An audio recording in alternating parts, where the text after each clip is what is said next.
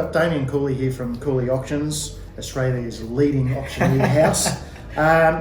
So within Rose and Jones, I'm Byron Rose from Rose and Jones, and what we wanted to do was get Damien here to talk about the market, auctions, and pre-COVID, COVID, and what he and I may think is going to occur post-COVID.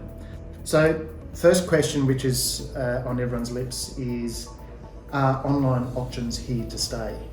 It's a good question, Byron. There is a place for online auctions, no question about that. Look, we've been using the online auction technology for the past 2 years.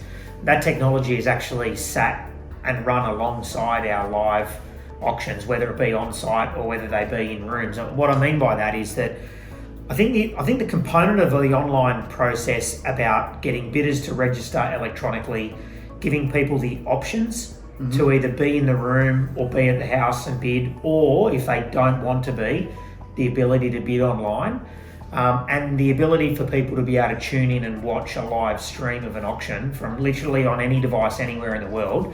I believe that is here to stay. Okay. Now, there are some businesses that may choose to do exclusively online auctions. Okay. And I think from an auctioneer's point of view, that opens up a really exciting component to our business where we can literally be conducting auctions in Victoria, in Queensland, or anywhere around the world from our offices in Double Bay or from the comfort of your own home, as what we found out recently. Okay. So there are two real parts to an online auction. One's what we call as our live online auction, and another is like a truly dedicated online platform that does have an auctioneer that oversees it, but that auctioneer is not physically standing there calling the auction. It's literally, you're placing your bids, and those bids are electronically received by an automated system. Okay. And the auctioneer can control minimum bid increments and things. And ultimately, when it gets to the price that the owner's happy to sell for, it's almost like a timed online auction process.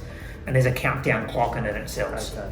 So through the COVID situation here at Rose and Jones, we participated in 2 online auctions, and none of them were, unfortunately, never through Cooley Auction House, but there were some flaws in the online auction systems, and one in particular was where you were not able to change your bid value. Certainly when it identified that the property had reached its reserve price.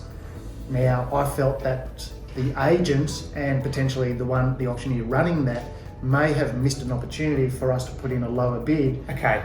You're talking about like $1,000 bid instead of $5. Correct. Okay. Yep. So, and our client was like, in hindsight, they said, well, I would have been prepared to pay in maybe another $1,000 just to test. Yeah. A test at $5,000 twice over is 10 or 15 if the other party contributes. Correct. Or it could only be a $3,000 increment over three bids of 1,000. So it was an interesting situation that we experienced, and maybe the lesson there, what I take out of that is because, and I'm not sure the platform you're talking about, but I know that in Auction Now's platform, for example, they have what we call as a buy now auction. Right. A buy now auction is like a timed online auction, and the auctioneer does control the minimum bid increments.